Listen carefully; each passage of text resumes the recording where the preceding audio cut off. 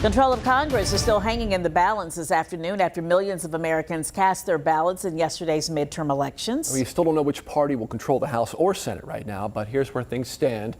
You can see Republicans have a lead in the House, but there are still dozens of races up in the air. In the Senate, Republicans have a 49-48 advantage, and at least one key race is headed to a runoff election. ABC's M. Wen brings us up to speed on the big takeaways from Election Day.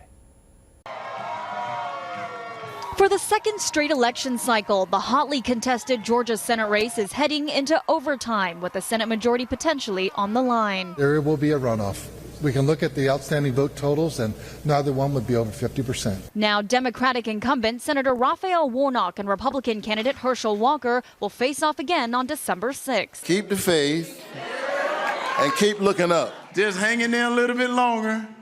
In the battleground state of Wisconsin, ABC News is projecting incumbent Republican Ron Johnson will defeat Democrat Mandela Barnes. But despite that and other losses, Democrats still defied history by not losing large numbers of congressional seats during the midterms, when their party controls the White House, House, and Senate. In Pennsylvania, Democrats clinched a victory with Lieutenant Governor John Fetterman, beating his Republican challenger, Dr. Mehmet Oz.